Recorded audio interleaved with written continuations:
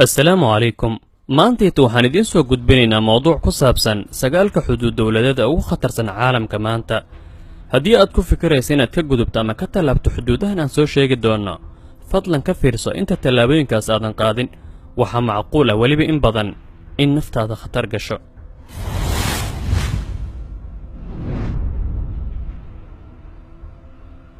xuduudka labada kuuriyo.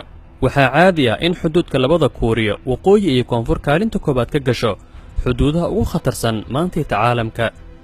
xuduudka labada dal waa goob dagaal oo xidhan laga soo bilaabo 1953 oo ahayd markii uu istaagay dagaalkii labada kuuriyo ee ay malaayiinta qof ku dhinteen. waa xuduud leh siligyo dheerdheer oo korontaysan iyo miinooyin dhulka ku aasan iyo weliba godad iyo derbiyo aad u waaweyn.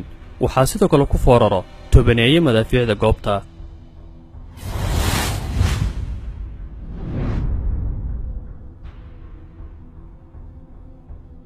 hindiya iyo bakistaan. hindiya iyo bakistaan waa laba waddan oo cadaawad dheer ka dhaxayso. xuduudka kala qaybiyey wuxuu taxan yahay masaafo dhan ilaa 1800 kilomitir. labada waddan waxaa dhex mara dagaallo aad u qaraar arrimo la xidhiira gobolka kashmiir oo muranku ka taagan yahay. markii ay xiisad soo cusboonaato ama ka soo dhex cusboonaato labada dal, caalamka oo dhan wadnaha ayuu farta saaraa. maadaama labada dal ay haystaan hubka nukleerka, macquulna tahay inay iswadaarsadaan gantaalo nukleer ah.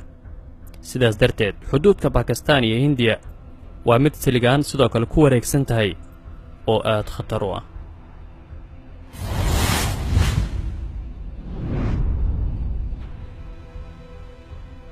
xuduudka sacuudiga iyo yemen. sacuudiga iyo yemen waa laba waddan ee carbeed oo daris ah, waxaana u dhexeeya farqi aad u weyn dhanka dhaqaalaha markii laga hadlaayo.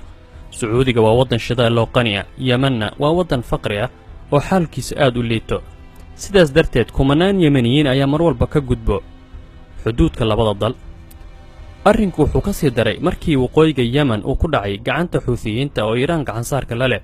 sacuudiga iyo waddamo khaliijna ay bilaabeen dagaalka dhanna xuutiyiinta, taasoo xuduudka sacuudiga ee yemen ka dhigtay goob dagaalo aad u khatar ah. maadaama xuutiyiinta ama xuduudka yemen iyo sacuudiga u dhaco waqooyiga yemen, xuutiyiintana ay ka fogayn. sidaas darteed mar walba xuduudkaas waxaa ka dhaco dhibaatooyin aad u fara badan. muddo aan sidaas u sii fogayn, dad tahriibayaal afrikaan ah ayaa ku dhintay xuduudka labada dal ee aadka khatarta u ah.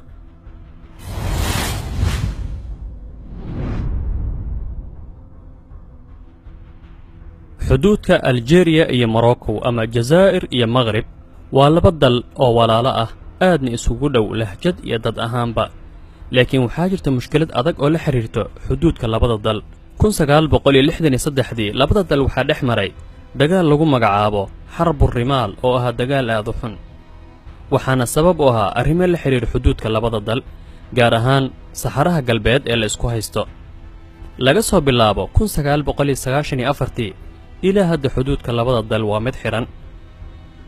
xilligan labada waddan waxay ku howlan yihiin dhisidda derbiye aad u dhaardheer. labada dhinacna mar walba waxaa la soo dhoobaa ciidamo aljeeriyaan iyo moroccan ah.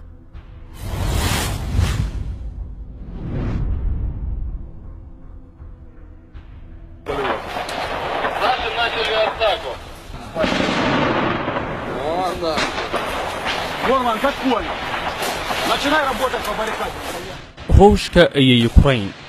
2014 dhibaato aad u xooggan ayaa ka holacday xuduudka labada dhinac, taasoo keentay in ruushku farageliyo gudaha yukrain asagoo gacan u fidinayo fallaagada bariga Donetsk ee ruushka ku dhiirigelinayo inay yukrain ka go'aan. xaalku wuxuu sii xumaaday markii ruushku qabsadeen jasiiradda Qrim oo in muddo ah raacsanayd waddanka yukrain. xilligan weli mushkiladii ma istaagin, xuduudka labada dalna waa mid aad u adag.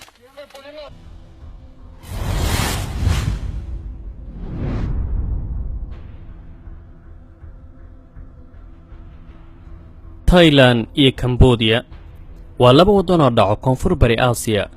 taariikhdu markay ahayd 2008 ayaa waxaa soo dhex maray khilaaf aad u xooggan oo la xiriiro dhinaca xuduudka, taasoo keentay inay labada waddan qarka u fuulaan inay dagaalamaan oo labada dhinacay soo dhoobeen ciidamo aad u fara badan. mushkiladaas ilaa hadda wataaganta lama xallinin. xuduudka Cambodia ee Thailand waa mid aad khatar u ah arrimo la xiriiro khilaaf xuduudeedka u dhexeeyo labadaas dal.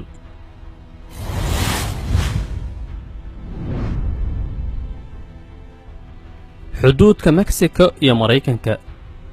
dhibaatada xuduudkan ka taagan way ka duwan tahay dhibaatooyinka ka taagan xuduudihii kale aan ka soo sheekaynay oo dagaalka ma dhexeeya ilaa hadda Mexico iyo Maraykanka, laakiin khatartu waxay ku jirtaa ragga daroogada ka ganacsada ee xuduudka dhanka Maraykanka u tallaabo una gudbiyo daroogada. ciidanka Maraykanka ayaa halkaas ooga jira dagaal aad u adag oo ka dhan ah ragga daroogada ka ganacsado, waxaana ku dhintay askar Maraykan ah iyo kumanaan ragga daroogada ka ganacsada ah. waxaa intaasii dheer kumanaanka qof ee muhaajiriinta ee u gudbaya dhanka Mexico, taasoo xuduudkaas ka dhigtay mid aad u dhaqdhaqaaq badan marka la fiiriyo ciidamada joogo.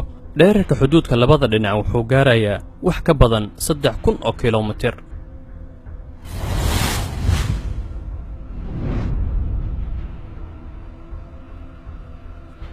Itoobiya iyo Eritrea 1998 waxaa labada dal dhex maray dagaal xuduudeed aad u qaraar oo ay ku hoobteen kumanaan askarta labada dhinac ah. dagaalku wuxuu socday ilaa 2000. dagaalkaas waxaa lagu tiriyaa dagaalada ugu khasaaraha badan geeska Afrika marka la eego khasaaraha dhanka maaliyadeed iyo nafeedba. ilaa hadda xuduudka Eritrea iyo Ethiopia waa meel dagaalo aad u adag, waana xuduud xiran oo waxaa mamnuuca in la isaga gudbo. sidaas darteed xuduudka Ethiopia iyo Eritrea wuxuu shabaha ama u dhow yahay xuduudka koonfurta Korea iyo waqooyiga Korea marka la eego khatarta ka imaanayso ka gudbitaankiisa.